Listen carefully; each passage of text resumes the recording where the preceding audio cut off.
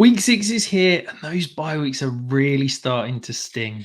There are some good offenses on bye this week, so nailing those start-sit decisions is more important than ever. We're going to walk you through each and every matchup on this week's slate, giving you all the stacks, facts, and film notes you need to win your matchup.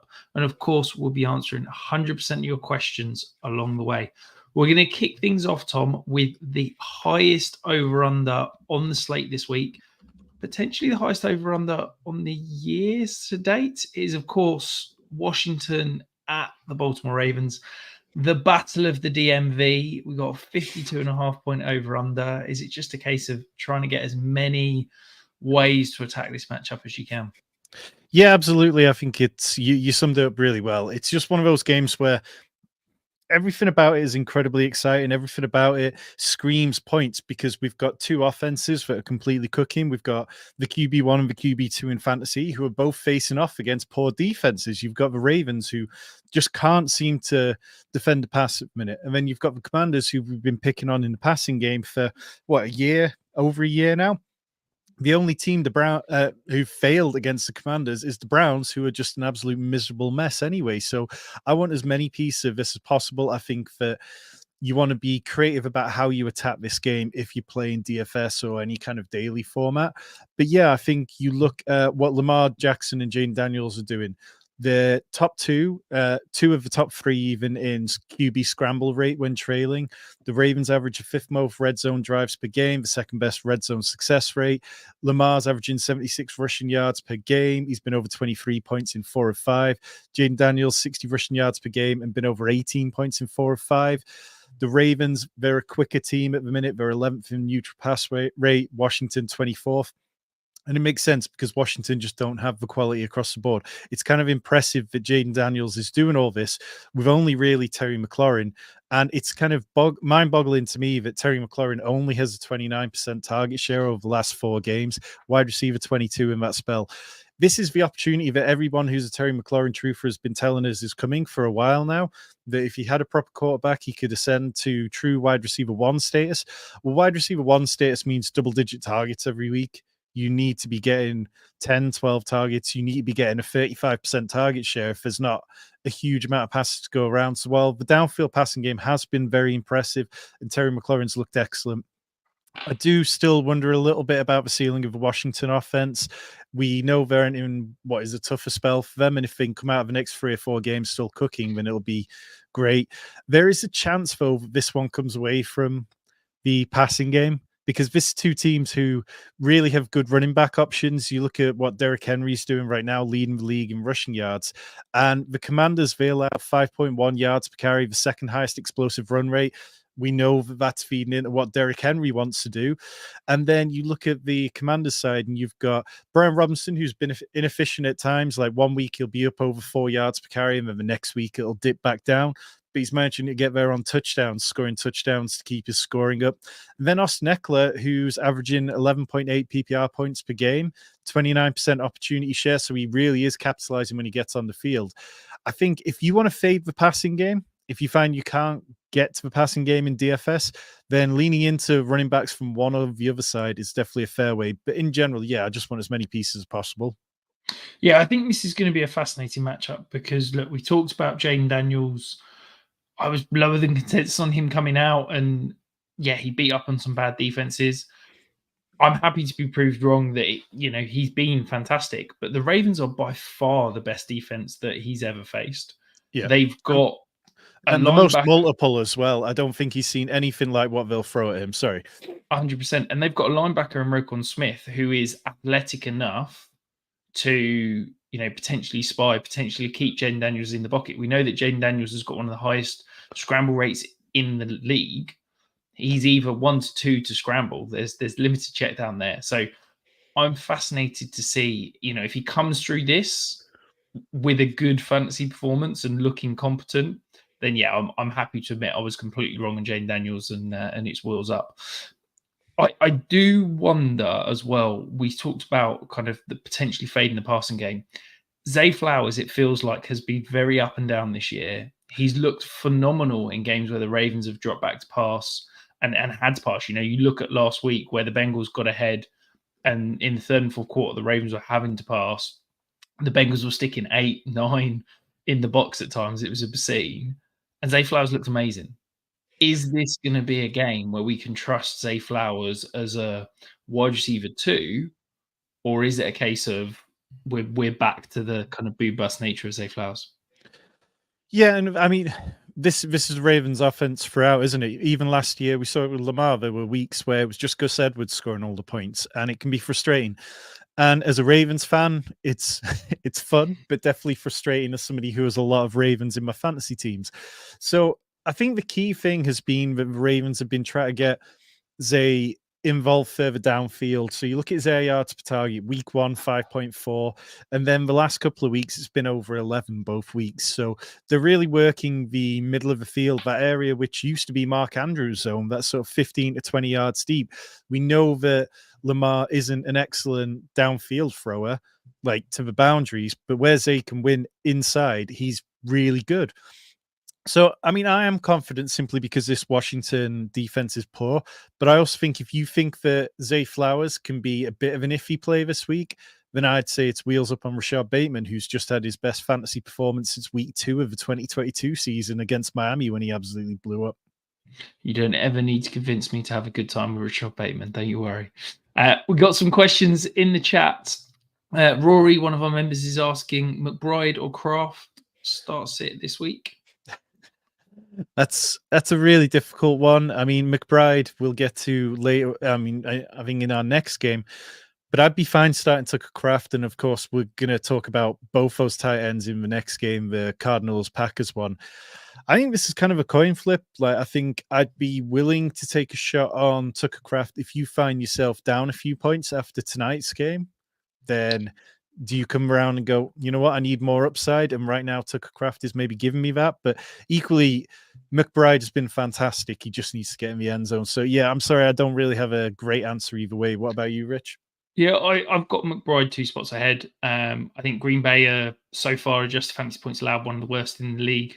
2 tight ends. Tight ends a bit difficult to kind of project in that sort of sense. But yeah, I'd lean the kind of, I guess, higher upside potential, more volume in terms of McBride. Before we move on, just wanted to highlight James, one of our members in the chat, resident Commanders fan. I'm happy to take that bet if you think that the Commanders are going to get an easy win here. Yeah. Before we move on to the next matchup, though, if you do want to get your questions answered, just like Rory, get them in the comments below. We'll answer 100% of the questions at the end of each matchup as we are live. Moving on to the game that we kind of teased there, Arizona versus Green Bay. Tom, where do you want to start in this matchup? Yeah, I mean, let's start with the tight ends. We just kind of touched on it a little bit. Tucker Kraft as a back-to-back tight end 1 finishes. Before we came on air, Luke Musgrave was put on injured reserve. And it just kind of opens up the door for a guy who, coming into this year, I was looking back at articles I was writing in February where I talked about the fact that Tucker Kraft played better last year than Luke Musgrave ever did. The Packers trusted Musgrave out of the gun. But when Tucker Kraft got in there and Musgrave was injured last year, he averaged 10.5 PPR points from week 12 to 17 last year. We know he had the torn pec, which caused him to miss a lot of the offseason. But Tucker Kraft's picking up where he left off, like back-to-back wide receiver, back-to-back tight end 1 finishes, 10 for 141 and 3 over the last 2 games. I think that Tucker Kraft is a top 5 tight end for the rest of the season. In terms of Trey McBride, touched on it when we were answering Rory's question. 0 touchdowns through 4 games. We both said all offseason, positive touchdown regression has to come for Trey McBride. And if it does, he can be the tight end 1. He's just really struggling there. He's not getting the red zone looks. When they're inside the 10, everything goes to Marvin Harrison. He's had 4 inside the 10 targets compared to nobody else on the team, I think, has more than 1. But Marvin Harrison Jr. has 1 top 18 wide receiver finish all year. When you compare that to what we're getting out of Malik Neighbors, everybody was crying and saying, oh, you can't draft Malik Neighbors because he's got Daniel Jones at quarterback. Well, where are we now? If you faded Malik Neighbors, you are struggling for it, whilst Marvin Harrison, 1 top 18 wide receiver finish all year. I do think he can bounce back here because the Packers, they've given up some big passing plays at times. Where this game is incredibly interesting, though, is how the quarterbacks attack it, because as people can see on screen there, Kyler Murray has a first half QBR of 122, which ranks first among all quarterbacks. But in the second half, he ranks 28th. He has not been consistent. Josh Norris pointed out on Twitter last week that Kyler, he's very good on the opening drives and then he goes off. He's had 2 top 5 finishes, also 3 is QB 15 or worse. So I'm no longer really trusting Kyler Murray in the way that I was to start the year without kind of seeing it. I think looking at my rankings, I've got Kyler Murray down to QB 9 now. And even then, I could have possibly pushed him a couple more spots. Jordan Love, 1 top 12 finish in 3 games, despite throwing for multiple touchdowns, over 200 yards in both of them. It's just like, if you're not a rushing quarterback, there are so many dual threats now that you are going to struggle against to get to the top of the quarterback fantasy finishes. The Cardinals, they allow the 7th most quarterback fantasy points, ranked 29th against the passing DVOA. So it feels like there's potential for a bounce back there. But yeah, and then the running back position, I'm much higher on James Conner's matchup. I think that James Conner is just a better running back than Josh Jacobs, who ranks 28th in explosive play rate, 22nd in yards per carry, 28th in fantasy points per game, only 1 touchdown all year, and Emmanuel Wilson is still mixing in. Yeah, I think the touchdown thing for Jacobs there is interesting. He's at a 1.1% touchdown rate. His career average is 3.6%. Like there's potential for some regression there. This whole Packers offense just feels like it's not fully firing. I don't think Jordan Love is fully 100% fit. He's obviously got the MCL sprain. He came back a little early. I think he's not up and running. And I do think that over the next couple of weeks, we could start to see this offense take off and kind of go nuclear. And yeah, I'm really excited to see where it could go. From a start sits perspective, Tom, any interest in Romeo and Dobbs potential squeaky wheel match after being suspended last week? I think Romeo Dubs, I mean, he was somebody I didn't mind drafting in best ball formats this offseason because it was like Romeo Dubs gives you a safe floor. And I think that Romeo Dubs is one of those guys who can go out and he'll have 3 catches, including a touchdown, and he's barely going to squeak double-digit points somehow. So, I mean, I don't mind it. Like, look, the bye weeks are here. It's not an easy week for starting players. I've got a high-stakes league where I've got Justin Jefferson and now Nico Collins sitting on the bench, so I'm making some uncomfortable starts. But I probably wouldn't want to start Romeo Dubs unless I had to. I'm more willing to go back to Dontavian Wicks. I know everybody got upset because of the drops last week, and look, 1 or 2 of them were pretty bad, but he was getting the ball time. I mean, he had 20 targets over the last 2 games, 7 catches, 98 yards. Some of them were just bad throws. Some were good coverage. So I'm more willing to go back to Dontavian Wicks than Dubs. And if Christian Watson plays, as we're seeing might be possible, that's a guy who I'm never going to start on the first day back from injury. Yeah, absolutely. I really like Wicks this week. I think everybody got excited about him last week. He led the league, wide receivers in snaps, led the wide receivers in target share, just had a bad game. People will hype about drops all the time. As the resident Deontay Johnson truther, drops are the most overrated thing in fantasy. Like, there's no correlation between drops and fantasy output. So yeah, it's just I'm happy to buy the dip if people are out on Wicks. I mean, we can go back 2 years ago, wasn't it? Jamar Chase who led the league in drops. Getting targeted the ball is much more important than dropping the ball. Yeah, absolutely. We're going to move on to the London game, though. Again, sadly, not another good game that we're being sent. Just get the dregs of the league. But the Jaguars at Chicago. Now, both these quarterbacks had tough starts to the year, but improved the last week. I'm not going to say that they had good games, but they had better games. Any hope for those 2 guys moving forward?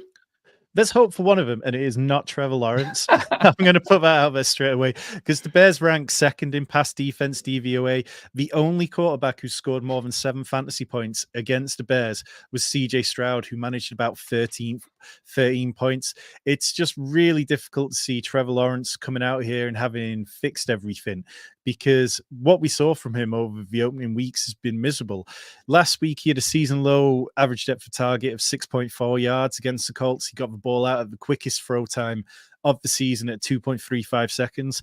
So I think part of that, maybe there's something in him not trying to look for the most progressions, not try to look downfield as much as possible, just getting the ball out when he needed to.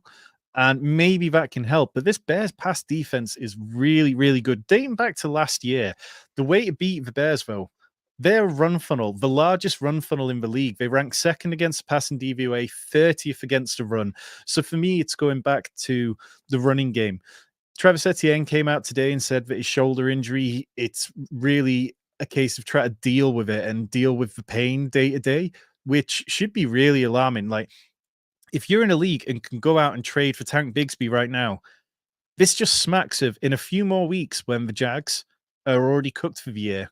Etienne will go on injured reserve, get the shoulder surgery or whatever he needs, and be out for the rest of the year. Tank Bigsby leads all running backs with 10 plus attempts in yards per carry, like twice as many yards per carry as Travis Etienne's 4.2. And as much as I don't think that Tank Bigsby is going to be, the kind of, what are we talking, like David Johnson league winner that came out in his rookie year, or was it second year? I think that Tank Bigsby is somebody who could be a top 12 back if Travis Etienne's out of the way, and I'm that confident in him. And I'm that confident in Bigsby and Etienne if he plays without limitation in this game to run on the Bears. On the Bears side, though, yeah, I said I was confident about one of these quarterbacks. It's Caleb Williams, who over the last 2 games has averaged 71% pass completion rate after averaging 58% in weeks 1 to 3. The Jags, they lead the league in QB fantasy points allowed. Even Deshaun Watson finished as a top 12 QB against them. They averaged 297 yards and 2 passing touchdowns allowed. It all just kind of adds up for a team who are just starting to find their footing, I think. Yeah, absolutely. It feels like perhaps we gave too bigger expectations for Caleb Williams, and this is what normal rookies do in terms of take 4 or 5 weeks to adjust to the speed. I think that for me last week the most encouraging thing with Caleb was that he was creating outside of structure. He Yeah. didn't look panicked. He didn't look like he was having to leave the pocket too early. It looked like almost USC Caleb again, which was really encouraging. And I think that we're going to start to see him moving forward. On the run side of things for the Bears, Tom, we were both very low on DeAndre Swift. He's had now back-to-back fantastic games. The Bears don't quite seem to understand who's the goal line back, who's not the goal line back between him and Roshan Johnson. They don't quite understand who's going to be when they need someone pass protection between him and Roshan Johnson. Are you going back to the well this week and starting DeAndre Swift, or do you think that he's a player you should be absolutely screaming so high as quick as you can right now?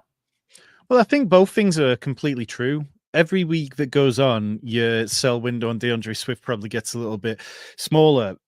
For all the reasons I mentioned, like DeAndre Swift is a massive start this week because the Jags are just terrible against the running back position. They allow the 6th most fantasy points to the running back position. Just let Trey Sermon finish as I think it was the RB5 against them.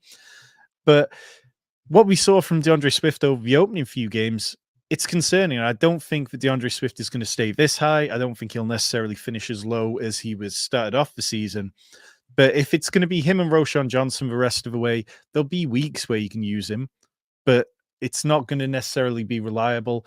As for Roshan Johnson, yeah, 3 touchdowns in 2 games. He's flex consideration worthy in slightly deeper leagues, but probably not in your most standard ones. Yeah, absolutely. And I couldn't agree with Neil more with Neil here. Khalil Herbert non-usage is Oh, absolutely man. killing me. Let's just get him traded. Look, free agent at the end of the year. You're not using him. Go send him somewhere that's actually going to use him, and give us some fancy production. Before we move Yeah. on, though, we got a couple of questions for us, Tom. Neil has got another one. Should I trade Blake Corum for Tank Bigsby in an unlimited keeper league? Thinking I might go for it this year and then cut the whole team before next year. Yeah, I mean, I'm down with that. I think the biggest worry about that is when the Jags fire their coaching staff and next year's coaching staff come in. We know Etienne's probably gone. So do the He's new got coaching staff. fifth year option next year, so he'll only 6.2 million off the top of my head. So he's probably going to be, unless he gets traded, he'll be on the roster. Yeah. And then but yeah, I feel like personally I'd rather Bigsby. I don't think Kyron Williams is going anywhere in LA. And if they tear it down as the Reds are starting to fly already, then who knows what's happening there. But yeah, I'd go for Bigsby if you go all in. Yeah, absolutely. Look, Sean McVay loves Kyron Williams more than he loves his son. Like the guy is obsessed. I He does think give me Tank he, Gigsby absolutely. and he trusts him implicitly, which you just can't say about every, Blake Corum's got to earn that. Yeah, absolutely. Wilson or DK this week? I'm presuming that's Garrett Wilson. Yeah, I mean, we'll definitely talk more Garrett Wilson later on, but I don't think that DK Metcalf is going to be held like he was last week, where he had 47 yards, he didn't score. I think that what DK Metcalf has shown this year and the way they're scheming him open looks really good. And I talked about it last week. He was my start of the week last week, and it didn't pan out. But his average depth of target's lower, his yards after catch is higher, and I think that it's it's a get right spot for him, hopefully against the Niners. Yeah, I agree. I'd go DK there, and then one last one, Wilson or Wandale. That's Garrett Wilson for me. Yeah, that's Garrett Wilson. I mean, we saw it last week from Wandale. Like in those games where he's asked to do everything, he's possibly not going to thrive as much as when there's a wide receiver like Malik Neighbors out there taking the attention away. Yeah, perfect.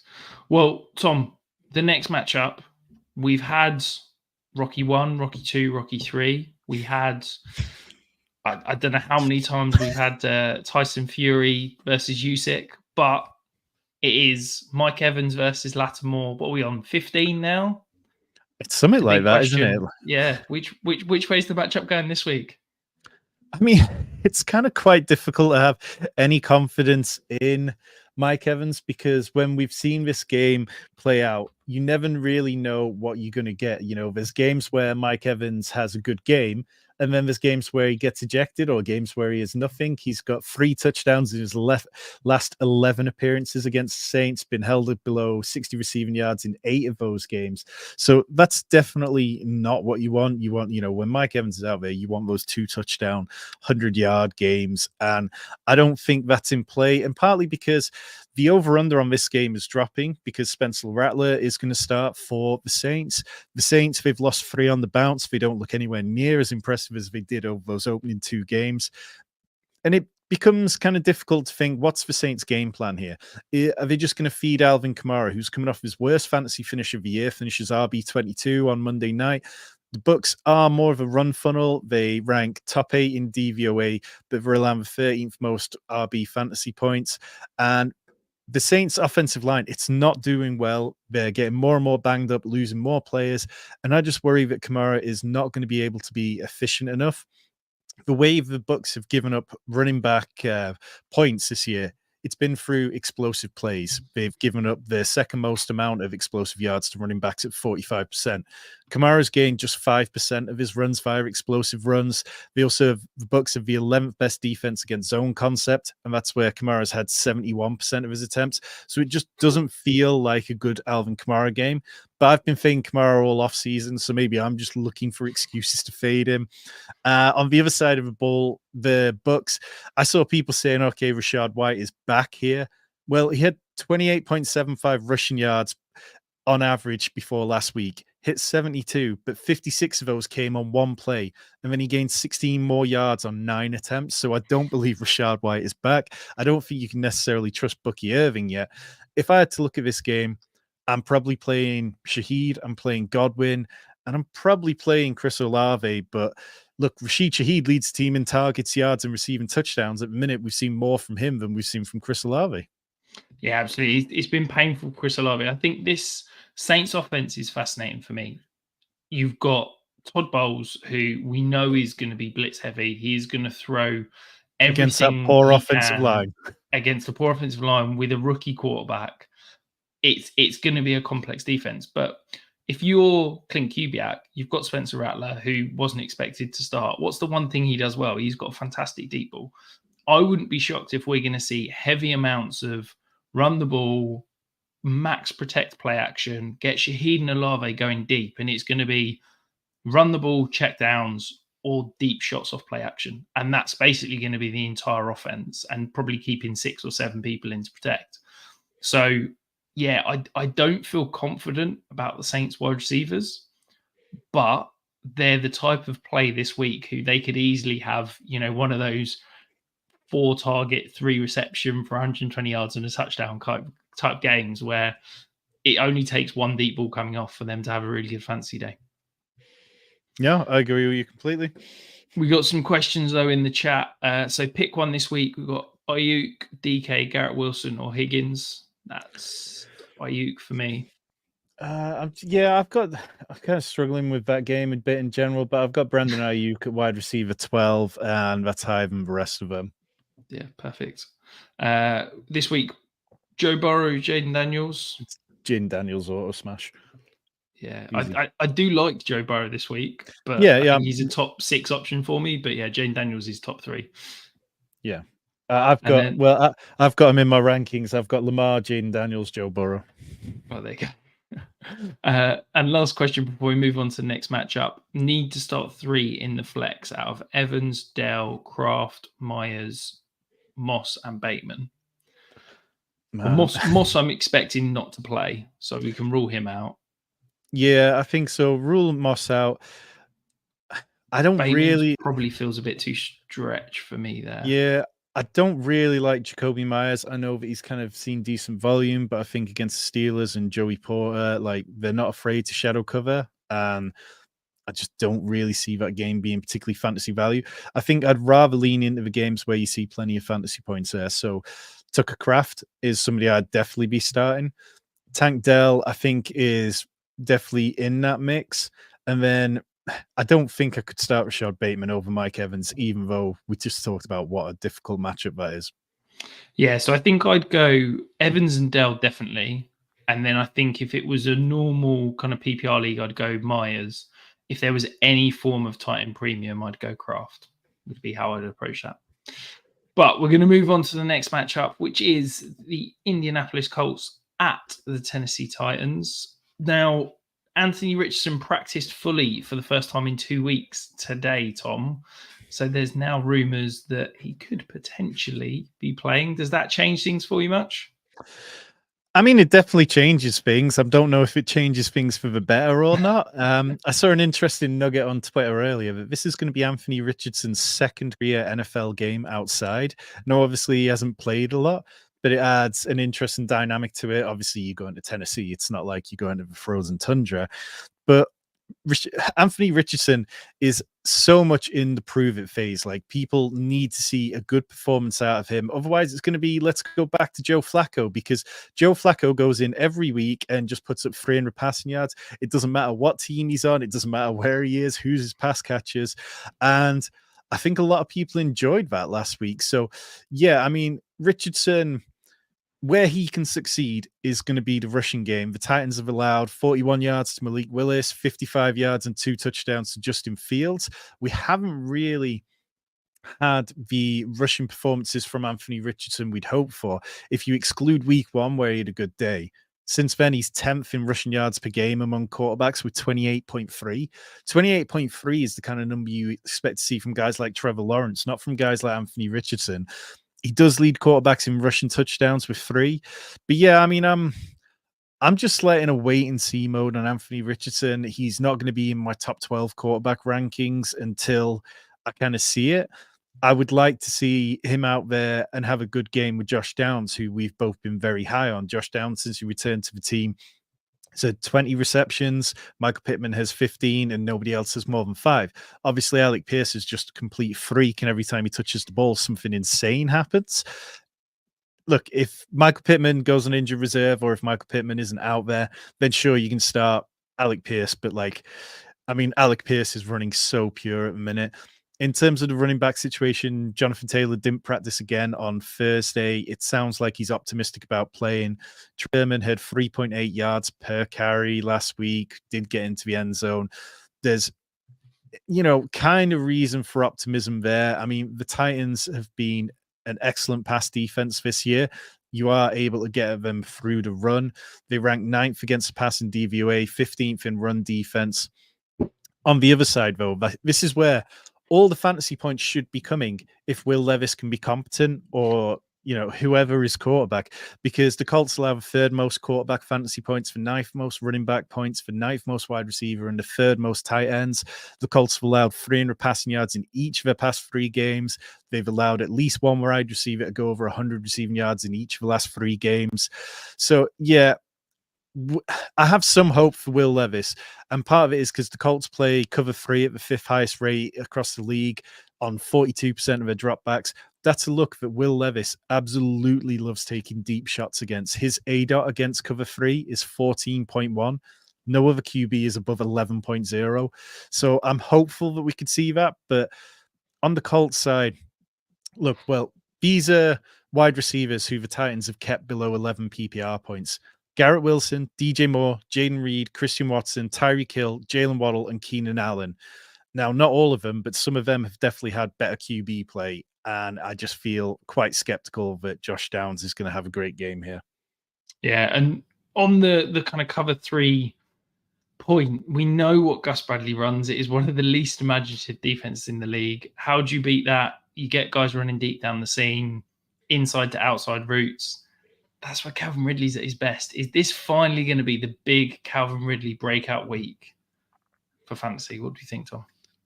Calvin Ridley's wide receiver 4 at the minute, isn't he? Like, look over the last 2 games, here's the targets for the Titans. DeAndre Hopkins, 8 catches. Tyler Boyd, 5. Treylon Burks, 2. Calvin Ridley, 2. Like, I know there was some coach speak this week saying, yeah, we've got to get Calvin Ridley more involved. But I just think that Will Levis is falling into familiar stuff. Like, he's going to DeAndre Hopkins, who he's played with the most. And like, if you want to start Calvin Ridley, be my guest, but I wouldn't. I'm taking a shot. I believe in it. Let's go this week. A couple of questions in the chat before we move on, Tom. In the flex, if Downs doesn't play, should I insert Alec Pierce, Ray McLeod, Bucky Irving?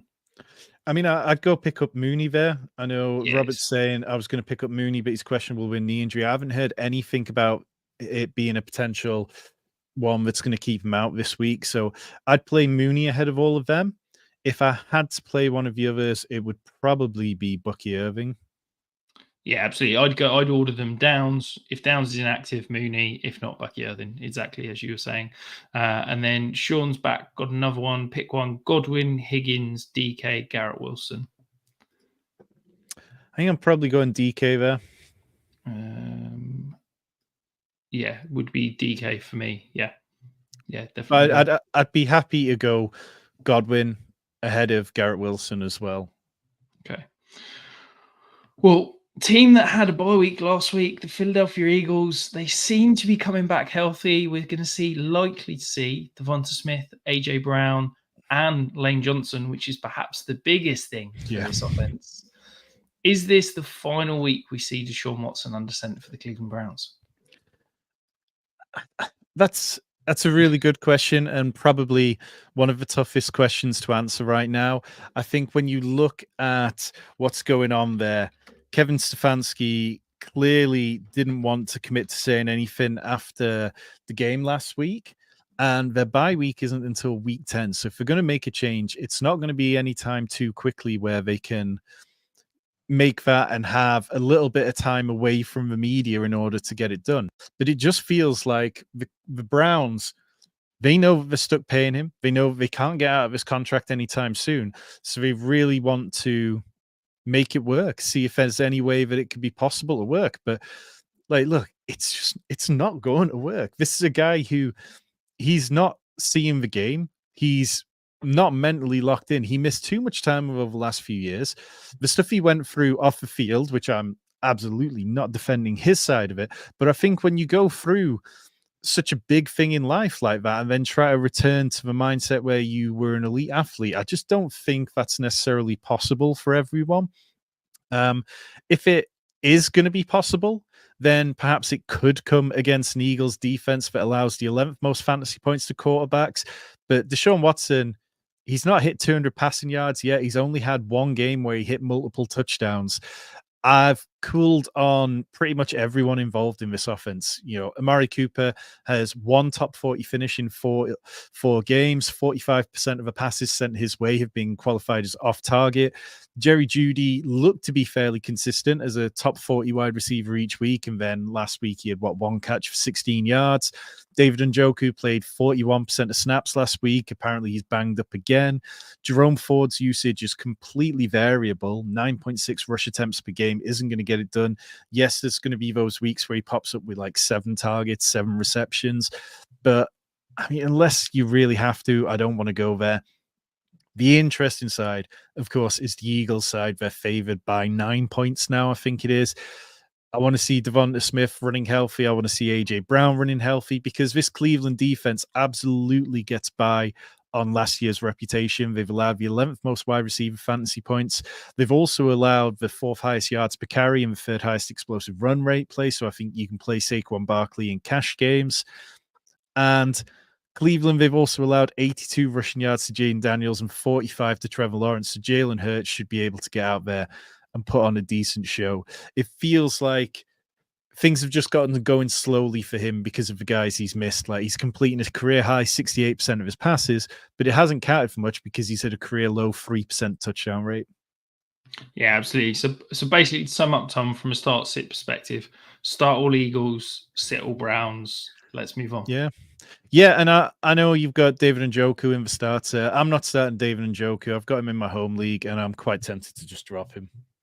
I think if he's active, I'm starting him just because I think Titan's such a mess, and he could easily get 7 or 8 targets. The concern is that he missed time with the ankle, and he's now supposedly got a knee injury. So I don't know if he's even going to be active this week.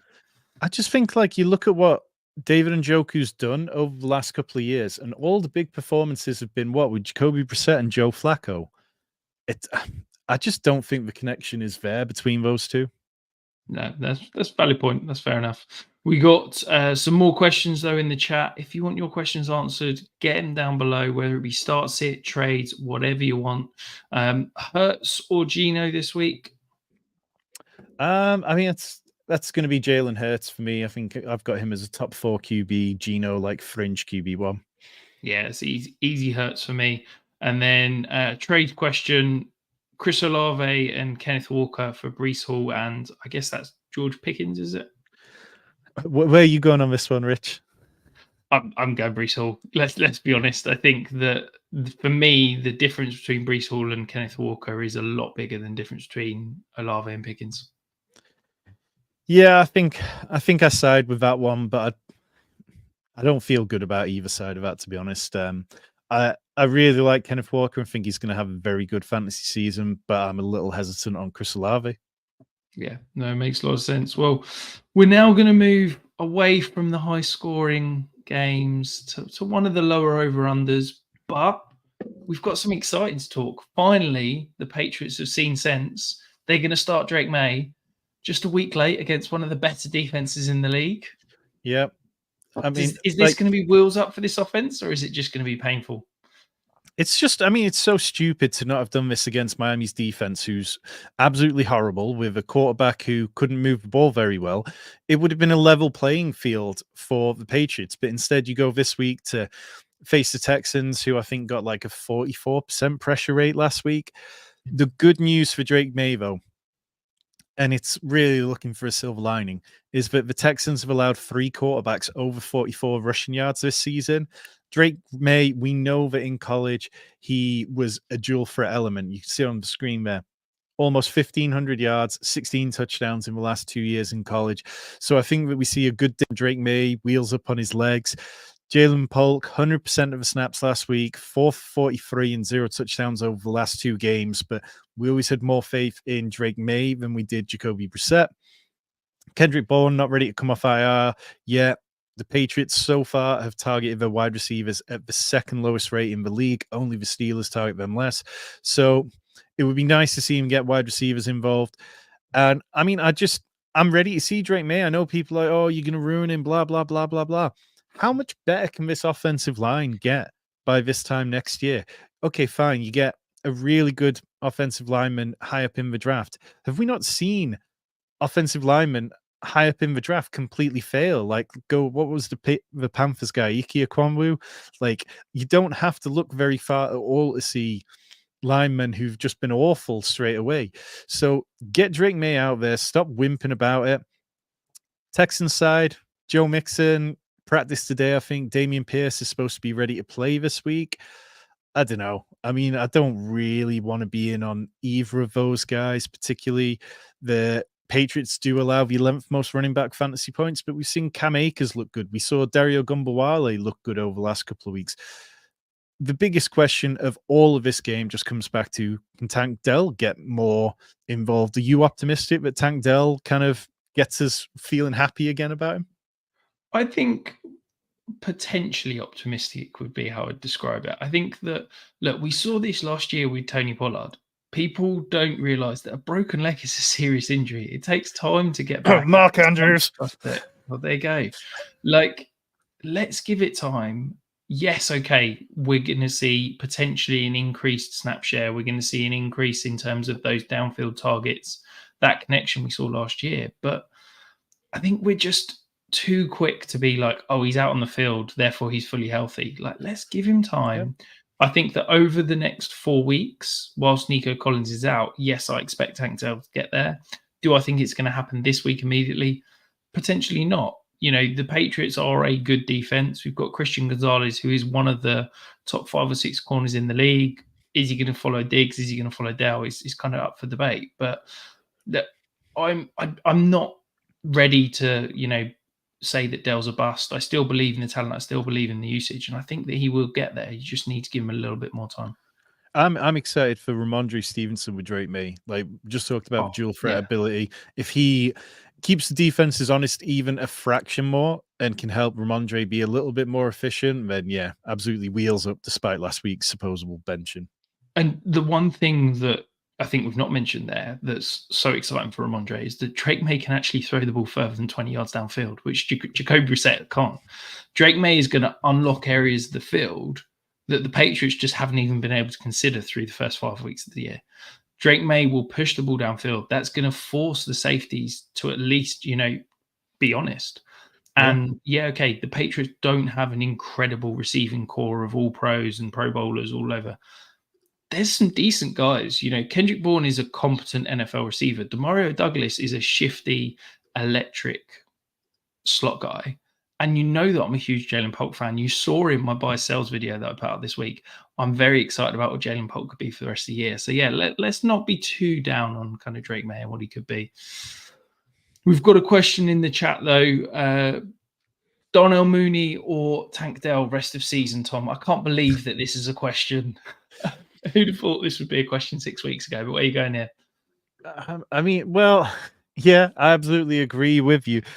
And I hate to kind of we were very high on Tank Dell. He featured in plenty of our content, but let's talk about what Darnell Mooney's doing over the last 4 weeks.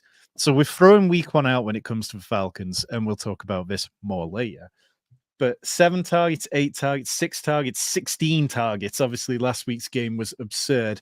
Darnell Mooney has been a top 27 wide receiver in 3 of the last 3 games. Kirk Cousins absolutely loves him. I think it was Tom Pelissero of NFL Network talked about it over the weekend about how, yes, Drake London is a superstar in the making, but Darnell Mooney's connection with Kirk Cousins is real, and the two really get on very well. And yeah, I'm Darnell Mooney there. I think, look, this is a painful question for me to answer. It's very, very close, I would say. I think I'd still lean Dell just purely for the upside. I think if you had to give me true serum, I'd say there's a 60% chance that Darnell Mooney outscores Tank Dell rest of season. But I think there's a range of outcomes where Tank Dell could finish as like a fringe wide receiver 1, whereas I feel like that's never going to happen for Darnell Mooney. So I guess my answer would be it kind of depends what you want. If you want a slightly more solid, reliable wide receiver 2, wide receiver 3 that's not going to hurt you, it's absolutely Darnell Mooney. If you want a guy that could win you the league, but could equally, not be startable moving forward, then I'd probably lean Tank Dell. Yeah, I just don't think I've really seen enough from this Texans offense to think that they're going to turn as pass heavy as we'd kind of maybe hoped as well. So maybe I'm thinking if Joe Mixon comes back healthy, are they going to lean back into that? I think Bobby Slowick just wants to run the ball, doesn't he? We're going to move across to the late games, though. The Chargers versus the Broncos. This feels like it's going to be slightly disgusting, incredibly low over-under. Is there anyone you fancy starting in this game, Tom? Well, the running back position for the Chargers is going to be interesting because Gus Bus not practicing and ranks 58th in yards per carry among 59 running backs with 25 attempts or more with 2.9. We know that Gus has been automatic with 5 yards per carry over the years. So very much not overly interested in Gus Edwards at any point. I think he's droppable in all formats, even if you haven't yet. But is Kamani Vidal, is he active coming out of a bye week? We always look for those post-bye week rookie bumps. Can Vidal get on the field? Because if he can, then maybe we start seeing this backfield change a little. J.K. Dobbins, I mean, he had a couple of down weeks, but still averaging like 6.1 yards per carry, the second most behind only Tank Bigsby. Lad McConkey averaging 6 targets per game, only one game over 50 yards. He's the rookie wide receiver 6 in PPR. I think they're kind of all right, but I wouldn't want Quentin Johnston. I think you'll end up seeing a lot of Patrick Surtain. I wouldn't want Justin Herbert. He's yet to pass for 180 passing yards. On the Broncos side, they are top 3 in running back target share. We've had Javonte with back-to-back games with positive rushing EPA for the first time this season. It seems like he's turned a corner. I know we need to be wary of Audric Estime coming off IR, but if he doesn't, then I'd probably start Javonte. Cortland Sutton's on the bench for me. I think you can start Bo Nix if you need to in super flex leagues because he's averaging almost 20 rushing yards per game and the Chargers are a run funnel. So, yeah, limited interest, 36 point over under. That doesn't scream a lot of points to me. Yeah, it's basically, can I get Bo Nix in super flex? I'm a little bit higher on Cortland Sutton. I know that the production's not there, but the volume is just absolutely bonkers. He's like a top 12 wide receiver in terms of predicted points or projected points, however you want to look at it. I feel like there's, we talked about this with Amari Cooper in week 3. Like, I feel like there's just some more coming from Cortland Sutton. Yeah, I just feel like, Cortland Sutton made hay last year in touchdowns, didn't he? And he really was, 8, 10 touchdowns that he got, which boosted his complete scoring massively. And you're just not going to see that this year. And when he's not scoring touchdowns, he's not really going to be particularly relevant. Yeah, it's a valid point. I mean, Bo Nix in the red zone is one of the best rushing quarterbacks in the league. Who'd have thought that? But before we move on to the next one, we've got a couple of questions here. Brendan's in the chat asking Travis Etienne or Rico Dowell in his flex this week. I mean, this is one where you're going to have to pay attention because I would want to make the decision if you're over in America and dealing with the London game time zone. If you've not heard any negative reports about Travis Etienne, then I'm going Travis Etienne there. The Lions are good against the run, and I'm not sure it's going to be a great week for Rico. Yeah, I think if he's active, it's Etienne. I just think you're probably getting a little cute. As much as Tank Bigsby looks good, I think Etienne's still going to get the majority of the volume there. And then Hunter's asking Wan'Dale Robinson or Deontay Johnson this week. I think I'm going to be Deontay Johnston. I think obviously this could change if Malik Neighbors is out. I'm not practicing yet, but yeah, I'd be Deontay Johnson against the Falcons. I think that he can have a nice game. Yeah, it's Deontay Johnson for me as well, definitely. We're going to move on to the next game, though. Another low over-under in this late slate. Pittsburgh at Las Vegas. We're going to see the unveiling of Aiden O'Connell about 5 weeks too late for me. But do you think that changes the fantasy upside of anyone in this Raiders offense?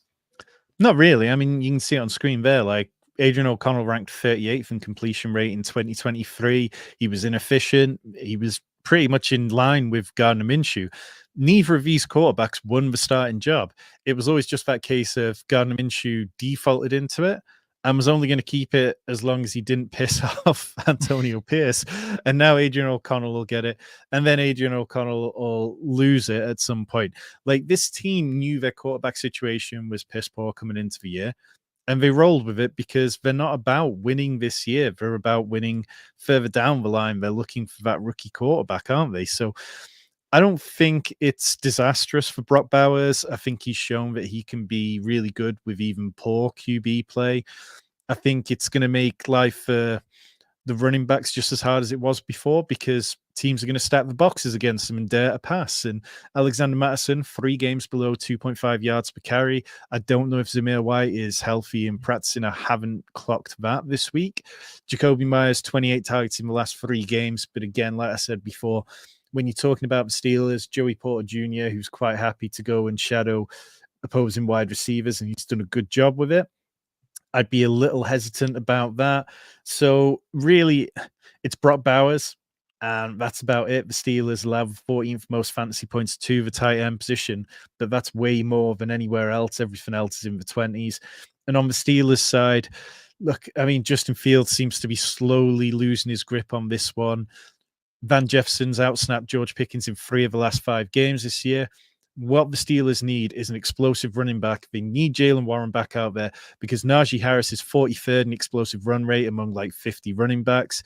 And Jalen Warren, according to Steelers beat reporter Nick Farabaugh, if it's not this week, he will definitely be back next week. So hopefully we get Jalen Warren and my best ball bags start to feel slightly better.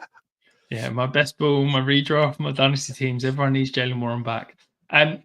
I think Pat Fryermuth's an interesting one to talk about. He feels like the perfect tight end that if you're starting him, you're always looking for an upgrade.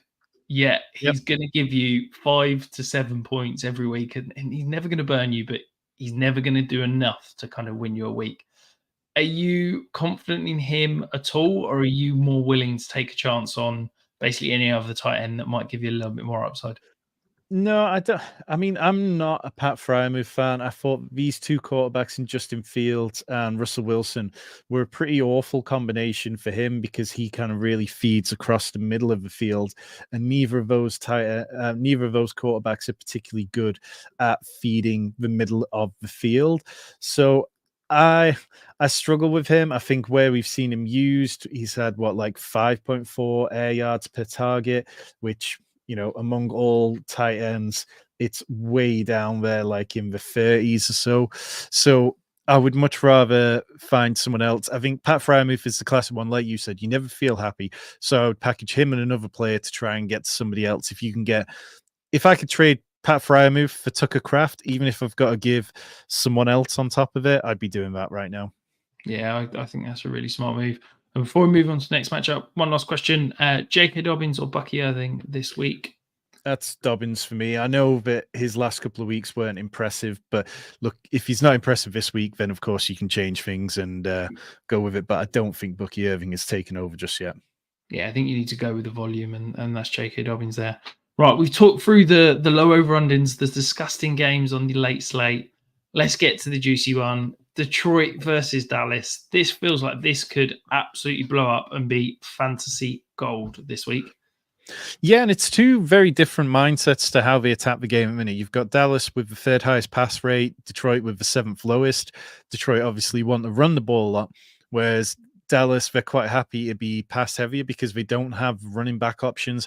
They're slowly moving away from Zeke Elliott, who, look, the nostalgia hit. Okay, Jerry Jones needed it. He needed the positive headlines, but we've seen it. Like any other team would be fine just making Zeke Elliott inactive on game day. They're getting more out of their fullback than they do out of Zeke Elliott. Rico, for his part, has looked pretty good. 10.7 touches week 1 to 4, and then he had 22 in week 5. We need that to keep going. But the Lions, I mean, they are a really good team against the run. Before Kenneth Walker went off against them, they were really giving up very few points. They still ranked 27th in fantasy points allowed to the position. Their run defense is 19th, so they will give up yardage, but they don't tend to give up massive plays. On the Cowboys side, you're starting Dak, you're starting CD Lamb. Obviously, it's not been great with CD Lamb, but remember, CD Lamb got going at week 8 last year and then was scoring 5 PPR points more than any other wide receiver for the rest of the way. We can live with this slow start if it means that he turns it around soon. Jake Ferguson is an auto start after averaging, 13.5 PPR points per game. And then on the Lions side, you start both running backs because as much as the Cowboys have been good against the run the last 2 games with only 2.4 yards per carry allowed, we saw it wasn't too long ago when they were giving up big days. Yeah, it feels like basically it's a nice condensed offense on the Dallas side. The Detroit side, we know the guys that are there. Sam Laporta, another week back from the ankle injury, looks like he could potentially be fully fit and firing. Do you think this could be him breaking out to the dizzy heights that we saw last year? Or do you think there's now just too many mouths to feed in Detroit for him to get the elite red zone usage, which kind of buoyed his production last year? I think, well, it just seems like it's not a priority for them at the minute. The way they're working things, you look at what Laporta did last year, like you said, was be excellent in the red zone. And now, so far, these are the red zone targets for the Lions. Amon-Ra, 7, Jameson Williams, 5, Jameer Gibbs, 5, Brock Wright, 2, Sam Laporta, 2. Jared Goff has one less red zone target than Sam Laporta does.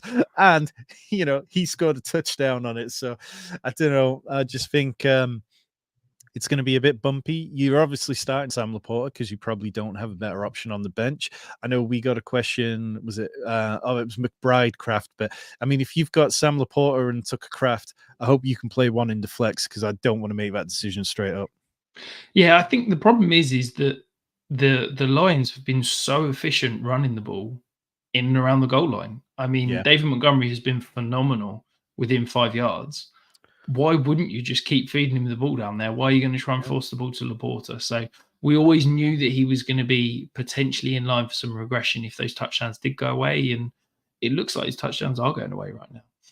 We're going to move across to Atlanta versus Carolina. Now, 47.5 over under, which feels a little bit high considering this Carolina offense could disappear. Is this just a case of this Atlanta offense could score 47 points on their own? Yeah, I mean, well, we look at what you're getting out of Atlanta now, and it is so nice to see competent quarterback play because that was the problem last year. Desmond Ridder was completing 25, no, he was averaging 25 passes per game. Kirk Cousins is averaging 33 passes per game, and the quality of those passes is so much more. This was always the argument for Drake London. It was the quarterback play, the scheme was piss poor. And by getting slightly better at both of them, it would unlock Drake London.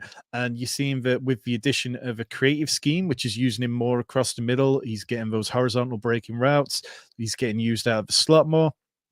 Oh, look, Drake London looks like a potential league winner. He's currently on pace for the kind of numbers that would make him a top 5 wide receiver. And I'm going to victory lap that one again and again and again and again. So get used to it. Darnell Mooney, 3 top 30 finishes in 5 games. I think he's been excellent, like I said earlier. I'd be looking to add him anywhere you can if you can trade a running back who looks like they might be losing some of their work to acquire Darnell Mooney. I'd be fine with that. Kyle Pitts is going to be as volatile as pretty much most tight ends are. I think you're looking at basically slightly more athletic Cole Kmet these days. There's no reason to believe in much more about it. I know that you're very high on Bijan Robinson this week for all the right reasons because the Panthers, they allow their second most running back fantasy points.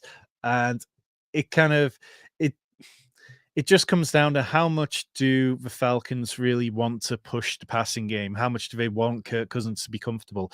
Because ever since week 1, he looks like he's getting more and more comfortable each week. It would be great to see that Bijan explosive game. I think we can also see Chuba have a really nice game. The Falcons do have a good run defense. They rank 20th against the running run DVOA. They've allowed 5th fewest fantasy points to the position. But Chuba is a huge part of what Carolina are doing with 95 rushing yards in the last 3 games.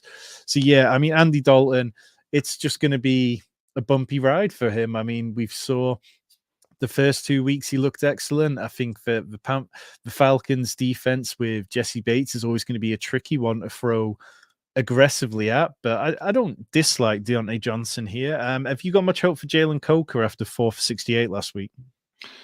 It depends what you mean by hope. Do I have hope season long that he could potentially carve out a role? Yes. Would he be anywhere near any of my starting lineups this week? Absolutely not. I think it will be interesting to see what's going to happen with this Carolina receiving core this week. Obviously, Xavier Leggette's probably missing. We know Adam Thielen's already out. Is it going to be Deontay Johnson, Coker? Do we see potentially Jonathan Mingo start to play a little bit more? I'm fascinated to see how they're going to approach it because I think this is the kind of game where we're going to see Carolina have to pass the ball to keep up because I think this Atlanta offense is absolutely firing right now. You talked about Drake London. If you take out week 1, he's averaging over 20 points per game. He's a top 5 wide receiver on the season if you remove week 1. And yeah, you talked about Bijan Robinson. He's absolutely my start of the week this week. I think Panthers are 32nd in adjusted fantasy points allowed to the running back position. My one thing that I'm praying for with Bijan Robinson, so far he's sub 60% route participation rate. if we can get that north of 65, pushing towards 70%, get him out on routes. This is one of the most electric guys as a pure receiver at the running back position in the NFL. He could absolutely blow off and kind of be everything we dreamed of him being for fantasy. So, yeah, absolutely smashed this week. Top 3 running back, and we'll be starting him everywhere you could. And certainly going to be getting in all of my DFS lineups at the weekend as well. Any interest in Tyler Algier? He's had a couple of solid weeks over the last 2. Yeah, I think he's flex-worthy play. Look, when we're into the bye weeks like this, you are going to have to start guys like Tyler Algier at times. Like, he's shown enough over the last couple of weeks that I'd be fine putting him out there, particularly against a poor run defense. And if we think this game can get away from Carolina, then it can absolutely swing towards Tyler Algier getting third, fourth quarter snaps. Yeah, absolutely. And Stephen's in the chat with a very valid point. Do we think Bijan's going to start this week? He's just propped up with a limited practice today because the hamstring. He was also on the injury report last week for a hamstring. Look, I think tomorrow's injury report is going to be critical. If he's a full participant tomorrow, I'm happy. I'm good. He's going to start. We'll roll him.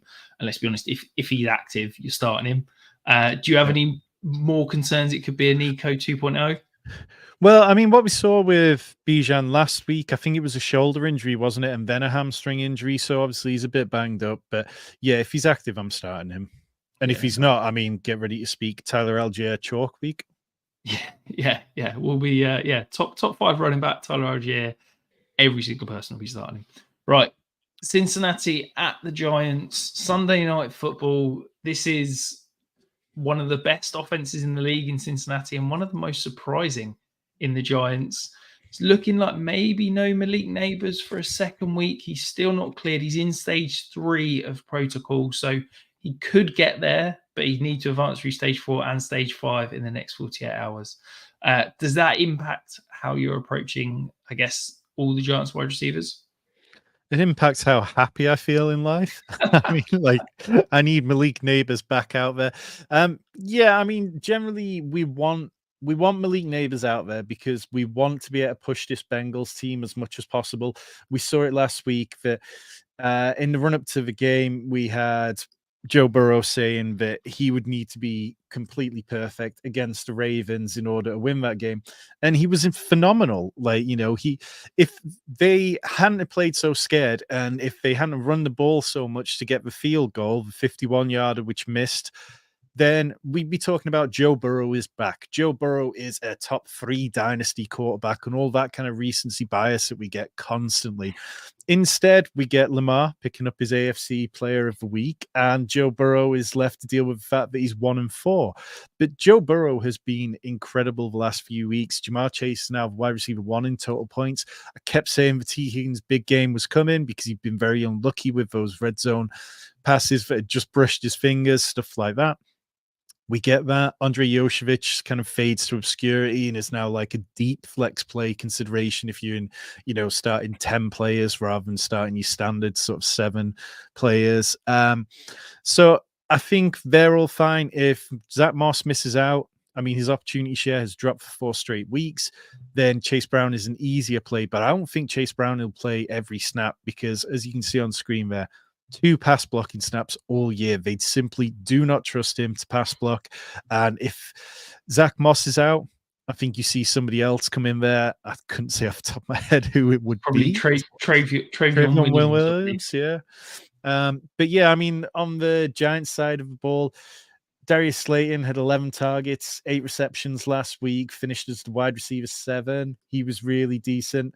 Daniel Jones in general has just been excellent, much like Kirk Cousins. After that first week, not having the preseason, ranked 7th in completion rate over the last 3 games, 10th in passing yards per game. I don't think any of the defense is coming up over the next few weeks for him with what the Bengals and Eagles, definitely not a problem. Yes, he has the Steelers, but then he has the Commanders after that. Been a top 12 quarterback in 3 of the last 4 games. I trust him fine. Maybe it's more interesting what's going on at the running back position if Devin Singletary's back out there after Tyrone Tracy looked so good last week. Yeah, I think even if Singletary's back out there, Tracy looked good enough that hopefully he's carved out at least a kind of 1B scenario. But the thing with Tracy, I want to see, this guy was a college wide receiver for the first 4 years in college.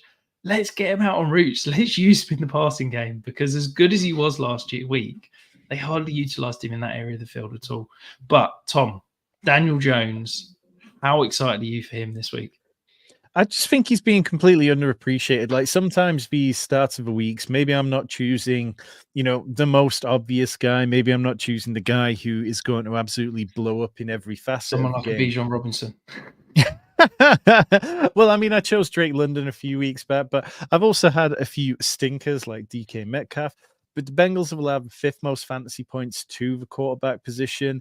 Obviously, that's slightly weighed down by the fact that you had Lamar Jackson going off against them last week. But they've given up a decent amount of yards at times.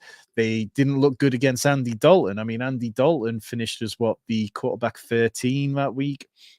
Jaden Daniels also finished as the quarterback 3 when he played them. They've given up rushing yards of 32 yards, 29 yards, 39 yards, and 55 yards. We're not seeing huge amounts of rushing from Daniel Jones this week, but I think he can put enough on the board that he's going to be a solid QB1 this week. No, it makes a lot of sense. And for me, the only other thing, Darius Slayton obviously had a fantastic week last week. If Malik Neighbors doesn't go, any interest in him as a wide receiver kind of flex start throw? Yeah, no, I'm absolutely playing Darius Slayton if Malik Neighbors doesn't go. I don't think there's the passing volume there. It would really help the Giants if they pushed like volume to Slayton and Malik Neighbors and brought Malik Neighbors down to the slot a little bit more often and moved Wandale off the field occasionally. Even though I like Wandale, I don't think he gives you the big plays or the ball moving ability that Slayton does. Yeah, absolutely. We've got some questions in the chat, Tom. PPR, do I trade away Montgomery and Higgins for Jordan Mason and Devonta Smith? I mean, I'm fine for it. It feels like a fair one, but like obviously the rumors are continuing to swirl that CMC might be back soon.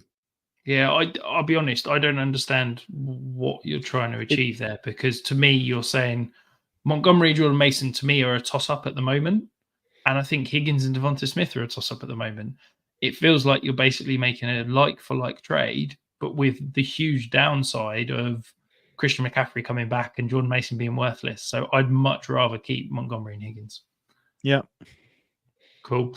Moving on to Monday Night Football. The Jets, Robert Sala's gone. Todd Downing is now the offensive coordinator. Does any of it matter? Is Aaron Rodgers going to be able to actually, complete some passes, throw the ball accurately, and get this offense moving? Yeah, it's going to be very interesting. I mean, we've talked in the past about how in these situations, like, even a dead cat bounces if you drop it from high enough. So maybe the Jets come out and they do well against a Buffalo team that is reeling after 2 bad losses. But what you're seeing from Aaron Rodgers, it's been a very long time now since Aaron Rodgers went out there and looked great in the passing game because he hasn't done so this year. He didn't look great in the last year that he was in Green Bay. Against the Vikings, it was the 9th lowest EPA of his career in a single game. And the Bills, they're a bit of a run funnel. Like they allow the most running back fantasy points. It would be a better game to get Breece Hall going. He's only 38th in explosive run rate. We know that he's been sharing a lot of the workload with Braylon Allen, which has put me off playing him over the last couple of weeks. But even if they just lean into both of them this week, that would be excellent. Garrett Wilson, it was nice to see them finally kind of getting him involved, but 4.6 yards per target. It's a huge drop from his average of 6.3 in 2023 when he was dealing with bad quarterback play. And both these teams, they're run funnels. They're okay against the pass. I mean, the Jets are good against the pass, but they're 24th against the run. So maybe we see another James Cook game. He looked really good running the ball last week. Josh Allen held below 15 points in 3 of his last 4 games. Dalton Kincaid, 2 of 34, and that was his 3rd single-digit PPR game this year. So I'm all in on the run and this one being a low score, to be honest. Yeah, I think the concern is that James Cook, again, didn't practice today. Was seen doing some work off at the sideline. So it's a little bit concerning. Ray Davis, as hopeful as I am, hasn't looked great. So maybe it's a Ty Johnson week if you're getting really desperate. Yeah, But the teams seem problem to is, like him. with it being a Monday night game, you're probably not going to know before you're making your lineup decisions on Sunday. So maybe it's a nervy wait as we head towards Monday night. But on the Breece Hall point, look, I think part of the issue with Breece Hall is that this offense is running through Aaron Rodgers, and he is dictating the run pass split from this line of scrimmage. Nate Tice did a phenomenal breakdown on the Yahoo Football Show, where he's saying Brees Hall is 3 times more effective in man and gap scheme runs than he is against zone. But because Aaron Rodgers is calling the run plays at the line of scrimmage, they're running a huge amount of zone. He's also missing him wide open. I went back and watched the Jets game like an idiot last week, and he's wide open on checkdowns time and time again. Aaron Rodgers just isn't looking at him. He could have picked up first downs at least 5 times last week if Aaron Rodgers just took an easy check down. I think that the change in offensive play caller hopefully is going to focus in on some of these attention to detail pieces. And I do believe Brees Hall is bouncing back. So, yeah, if you can go and buy him low in redraft, I'm feeling confident on. Well, I mean, I edit the Fantasy Pros trade podcast for them every week, and there's a lot of people who are looking to get out on Brees Hall. So if you're looking to buy, now's a good time to do it. Yeah, I believe, although I am a Jets fan, so maybe I'm a little bit biased. We got Robert in the chat. Demario Douglas or Polk, which one would you stash before next week? I think May will make this team much better. It's Polk. I mean, Polk is upside. Demario Douglas is probably okay for a bit of a PPR scam, maybe, but Polk has legit upside. Yeah, Polk's got the potential to be the number 1 wide receiver. You know, running 100% of snaps, operates all 3 areas of the field. Demario Douglas, I think his upside, his ceiling case is probably what Wan'Dale Robinson's doing for you right now. The final game, tonight's game, San Francisco at Seattle. You mentioned earlier, Tom, you're struggling to kind of pigeonhole and kind of get your head around exactly what this game's going to look like. Is it just a case of attack it, start as many as you can, or does that scare you off starting any of the surefire studs that we got in this matchup? It's really difficult because when you look back over the last few years, the Niners have won their last 5 meetings against Seahawks by an average of 11 points. So it doesn't really inspire you to be like, okay, this is going to be excellent. Mike McDonald came out to the Seahawks press conference yesterday with a hat that said, run the damn ball. All week, they've been quite consistent saying that they want to run the ball. They didn't run the ball very well against the Giants. Kenneth Walker didn't have a huge amount of touches.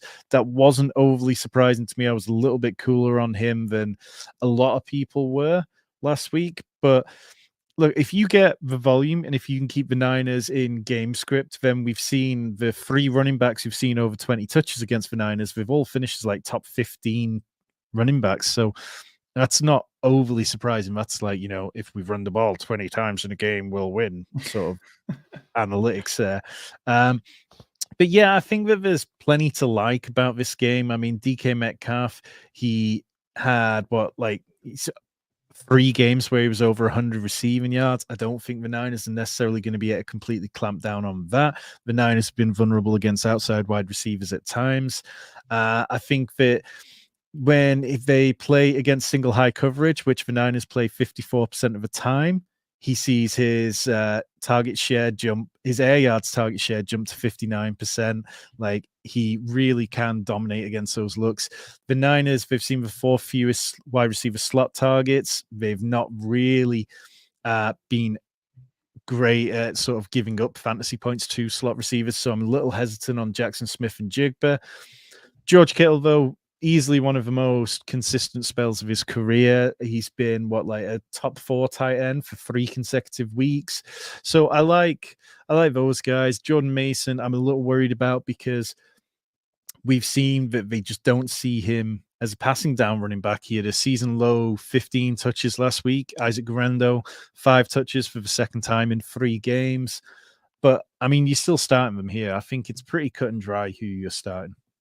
Yeah, absolutely. And I think the problem with the Seahawks offense is that what Ryan Grubb is doing with the passing game is absolutely phenomenal. Geno is absolutely cooking. He's playing, to me, like a top 5 quarterback in terms of pure drop back pass situations. The problem is that Ryan Grubb's not helping him up. Because Geno can drop back and pass at elite level, he's asking him to do it all the time.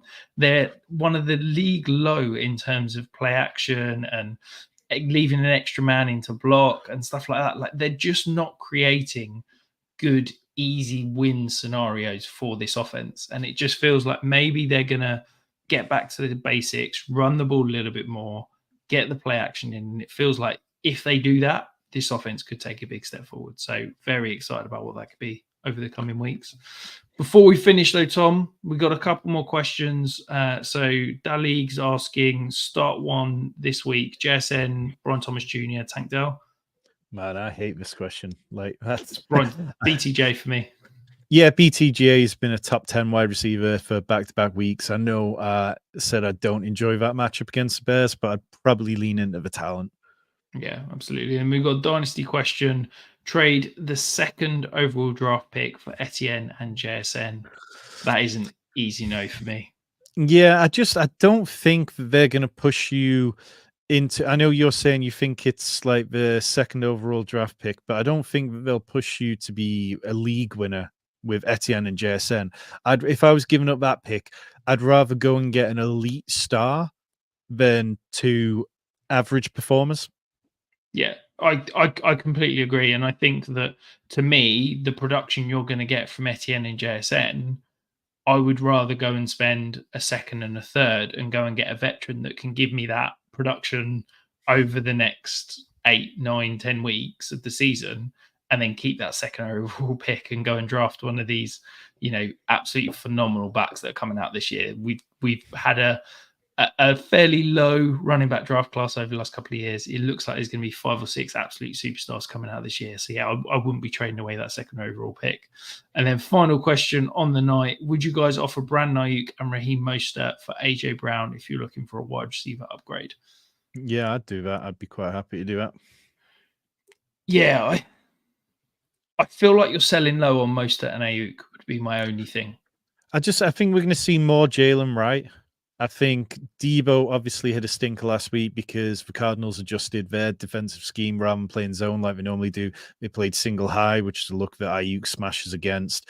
And it all set up for Ayuk. And I think you're getting really probably the kind of highest level of value I think you're going to get on Ayuk. I disagree. Yeah. But I feel like we've spent the we're last always 2 years, yeah. Tom, disagreeing on Brandon Ayuk and Deebo Samuel, so we're probably not going to agree. I just feel like Brandon Ayuk was slow because of the holdout. He's taken a few weeks to get going. He's finally up and running. I think give it another week or two, maybe adding a touchdown, his price could be more. And I think the same with Mostert. I think as soon as Tua comes back, every single Miami Dolphin is worth a lot more than they are right now. Yes, I would make that trade because I think I'd prefer to have AJ Brown over those two, but I just feel like you're selling a little bit low and maybe you can get a bit more in a couple of weeks once they're firing. But that is it for this week's. Make sure you've hit that subscribe button if you haven't already. Coming up for the rest of the week, we've got Tom's DFS video, Tyler's Underdog Battle Royale stream, and of course, Tyler's live start sit stream on Sunday. And we have a very, very special new show dropping tomorrow. Make sure you subscribe so you don't miss out on anything. And we will see you very,